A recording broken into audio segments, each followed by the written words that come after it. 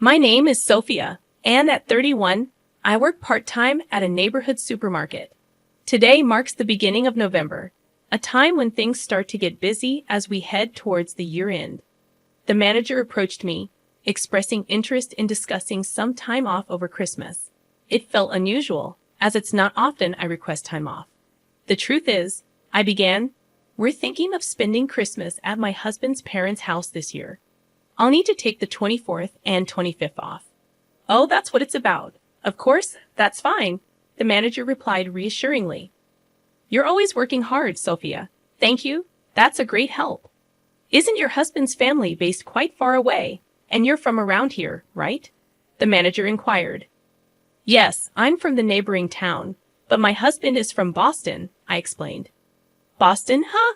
That's quite a distance, the manager remarked. Yes, it is.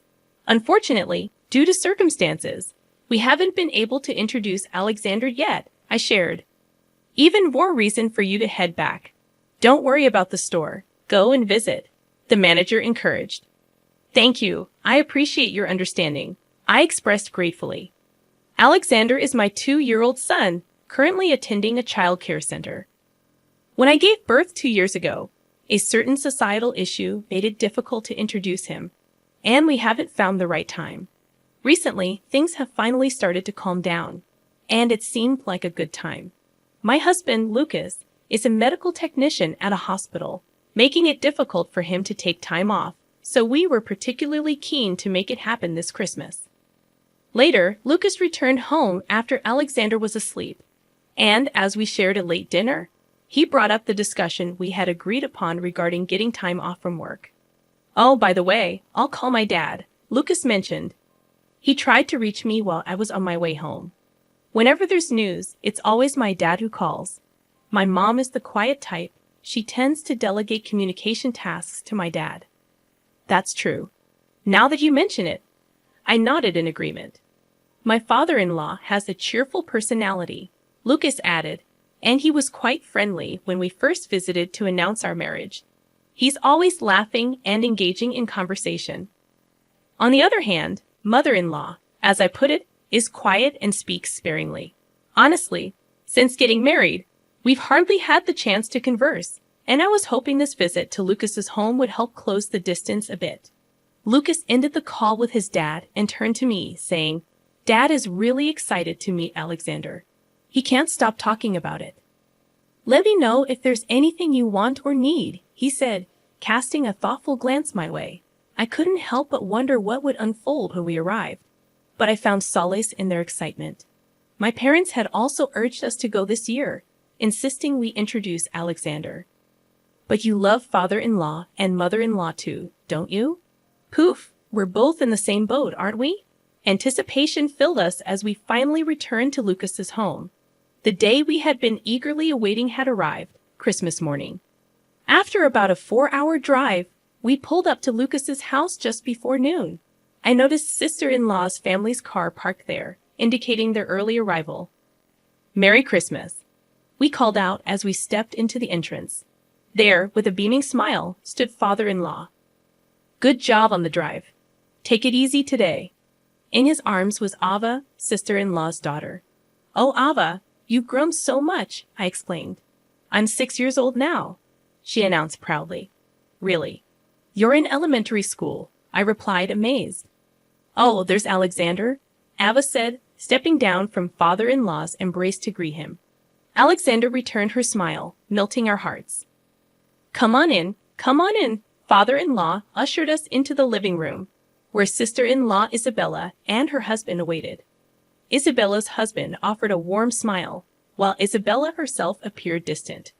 Merry Christmas, we greeted them, but there was no response from Isabella. Feeling a bit awkward, I tried to brush it off as Lucas joined us and greeted them warmly. Isabella, Henry, Merry Christmas, he said. Oh, we haven't seen each other for a while, have we? How have you been?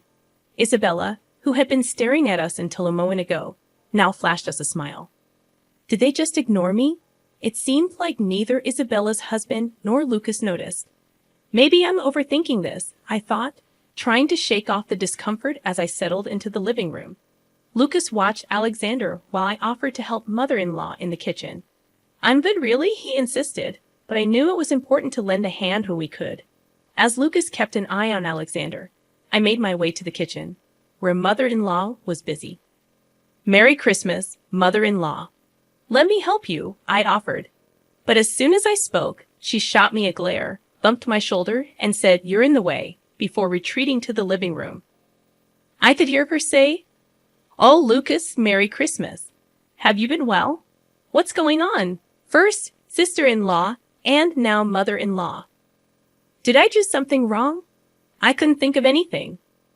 Lucas and I have been married for 4 years, and it's been 2 years since Alexander was born.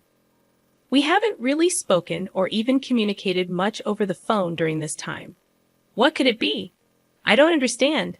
Maybe I shouldn't let it bother me. We were planning to head home later that day, so I decided I would discuss it with Lucas when we had the time and stopped worrying about it for the moment.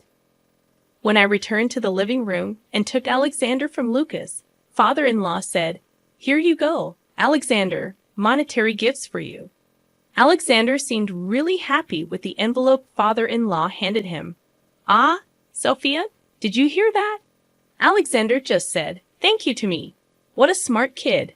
Father-in-law looked really happy. But what caught my attention was the sight of mother-in-law and sister-in-law grinning as soon as Alexander received the envelope. It wasn't just a simple grin, it seemed rather sarcastic. I instinctively felt they were up to something, but I reassured myself. Nothing like this has ever happened before. It must all be in my head. And so time passed, and in the evening we headed home. The next day, we went to my parents' house since we see them often. Alexander was all smiles when he saw his grandparents. "Merry Christmas. Your grandpa and grandma have presents for you." Lucas and I were a bit taken aback by how much my parents spoiled Alexander.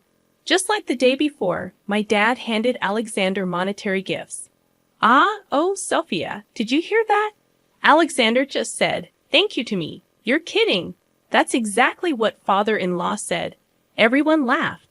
As I took the monetary gifts from Alexander, I felt something unusual with my hand. Why does it feel so heavy? I had not sensed anything inside the envelope when I received it from my father-in-law the day before. Yet, I couldn't help but wonder at that moment. He wouldn't have put $100 in here, would he? Is that even okay? I decided to chalk it up to my parents' indulgent love for Alexander. Our home is about a 30-minute drive from where we were, so we ate lunch and then headed back. After giving Alexander a bath and putting him to bed, I decided to check the monetary gifts. Oh, it is indeed $100, just like last year. Huh, I kind of feel guilty. Well, we'll have to give something back in return, won't we? Just like last year, my parents didn't hold back, given I'm an only child, and Alexander is their first grandchild. I understood their affection, and yet I was a little flabbergasted. Nevertheless, I felt grateful, so I jotted down the amount of money received. But my dad seemed quite eager too. He was totally in sync with my father-in-law. This year will be interesting. Last year, since we couldn't meet, they had sent us a gift card, and the amount on the card was $100. They were thrilled to have a grandson, weren't they? Remembering my father-in-law holding Alexander and talking happily the day before, I continued the conversation and opened the envelope. That's when the unexpected happened. Wait, what? A leaf. There was a single green leaf inside the envelope. I was at a loss for words. Then Lucas, startled by my reaction, exclaimed, "What a leaf? What on earth is this?" He started to laugh uproariously. But what came to mind at that moment was the behavior of my mother-in-law and Isabella. No way, I thought. Anyway, I'll call them. They'll surely be concerned about this too. Lucas seemed to think it was all a prank, and while laughing, he tried to call my father-in-law, but there was no answer. Oh, they might be in the shower. Let me try calling Mom. Lucas then called his mother. It seemed she answered, and he told her about the leaf. From her surprised reaction, it was clear she was explaining something to Lucas. Oh, so that's what it was, huh? All right, I'll let Sophia know. Why do you want to talk to Sophia? Me? Hold on a sec. Lucas pulled the phone away from his ear and said, Mom sounds super apologetic. She says she wants to apologize to you, Sophia. Is that okay? Sure, I replied. While his words were surprising, I reluctantly took the phone from Lucas and picked up the call. Hello. Just like that, mother-in-law went completely silent.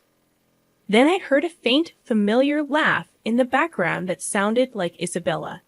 Hello, mother-in-law. Like I would ever apologize to the likes of you, you poverty-stricken wife. Use me, your children are as poor as a leaf. See ya, paper wife. With those unbelievable words thrown at me, she hung up. At that moment, I realized all the events of yesterday were an act of spite. What's wrong, Sophia? You seem off. But how could I ever convince Lucas of what just transpired? First, I needed to find out what mother-in-law told Lucas. Hey, what did mother-in-law say to you? Well, it seems like Dad accidentally gave out the gifts that Ava had prepared. Remember how Isabella and her family came over for Christmas? First, Dad had prepared some monetary gifts. Then Ava said she wanted to help too. Somehow, in the process, she decided to include a leaf from the garden as a bonus. She might have swapped it with the money. I see. What's up, Sophia? You seem off. I found myself at a loss for words, suddenly labeled as a poverty-stricken wife. I had never experienced something like this before and struggled to find the right words to explain what had happened. Just as I was about to speak, a call came in from father-in-law. Oh, sorry, Dad. Maybe he's calling back, Lucas said, putting the phone on the table and switching it to speaker. The phone rustled, and Lucas asked, Dad, did you call by mistake? Lucas? Oh, it says Lucas on the phone. Ava, is that you? Yeah, you got it. It turned out Ava was the one who called back using father-in-law's phone. You're going to get in trouble with Grandpa, Ava. That's fine. I wanted to talk. Grandpa's in the shower. It's all good. Plus, Grandpa always says we should answer the phone when it rings, so I'm talking for him. Lucas commented, Well, it's nice that Ava is happy to talk on the phone. This isn't the right time, perhaps sensing my mood. Sorry, Ava. We're in the middle of an important conversation. Oh, really? Well, that's a bummer. Bye, Lucas, and bye, poor auntie. Wait, Ava, What's up? What did you say at the end? Both Lucas and I didn't miss what Ava had said at the end. It sounded like she said, poor wife, because Mommy's grandma also called Auntie poor wife. She just said it earlier too. Right now, Mom and Grandma are chatting over coffee. Ava, could you explain to Lucas what you mean by earlier? When Grandma was on the phone? Yes, so here's the thing. Broke wife once mentioned this to me. It's all about the leaf. Mom used to prepare the leaf with a smile and taught me all about it. She said that for the less fortunate, monetary gifts come down to a single leaf. Lucas looked at me with a baffled expression, and all I could do was stay silent. That's when my sister-in-law, who had noticed Ava's phone call, shouted, Ava. However, at that same moment, my father-in-law said, We'll talk about it later. Feeling confused about what was happening, I saw the phone being handed over from Ava to my father-in-law. Sorry about that. I was taking a shower. Then when I got dressed and came out, I found Ava saying something outrageous. So you heard it too, Dad? I'm sorry, Lucas. Could you hand the phone to Sophia? No worries, Dad. We're on speaker. Sophia's listening too.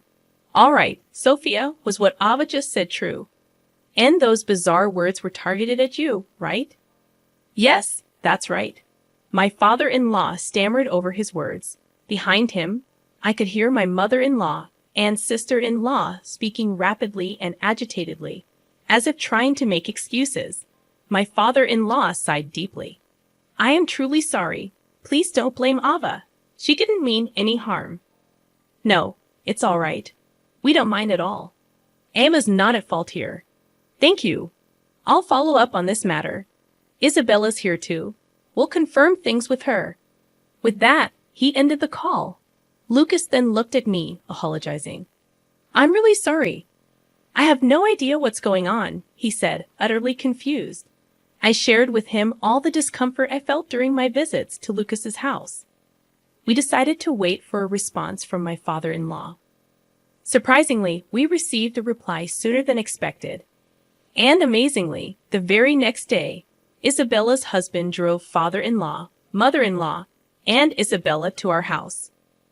Upon entering, they stood before a sullen mother-in-law and sister-in-law, and father-in-law, along with Isabella's husband, apologized profusely. We've done something truly disrespectful. We are sorry. We apologize for the outrageous behavior of my wife. The deep apology was appreciated, but the two of them didn't utter a single word. After being married for 4 years, I couldn't fathom the reason behind their animosity, even though we rarely met. May I ask, why did you suddenly act this way towards me? If I understood the reason, I could address it.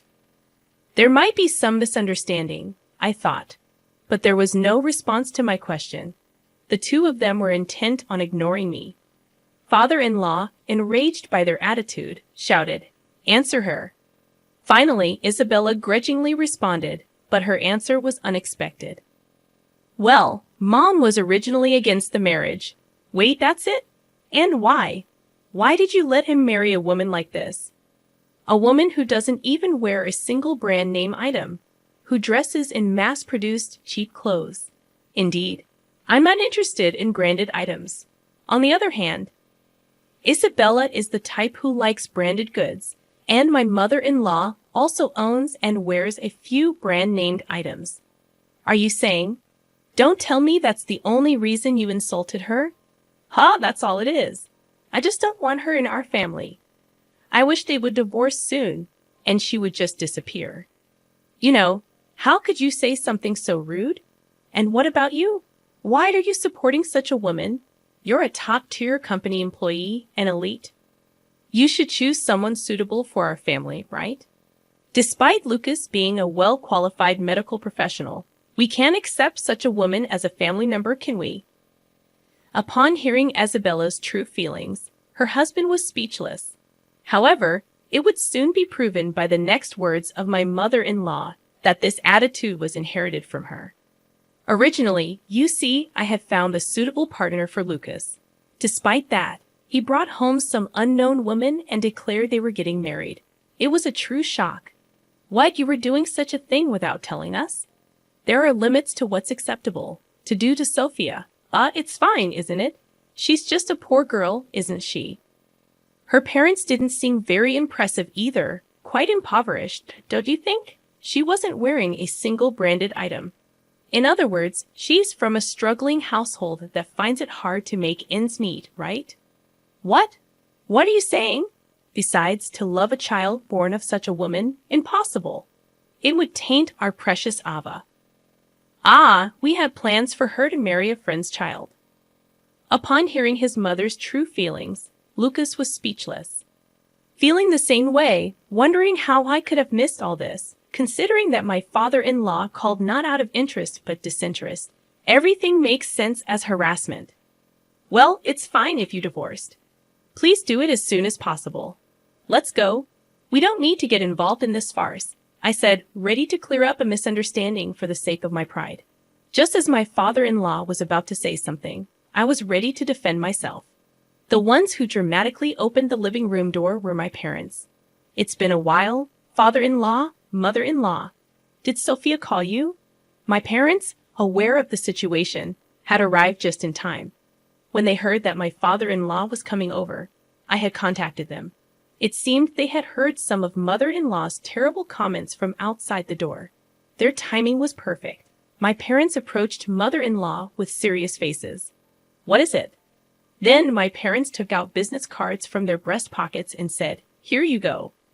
Amazingly, they dropped their business cards at mother-in-law's feet, their attitude seeming to say, "Pick it up." I had to try hard to suppress my laughter. The one who rose to their bait was Isabella.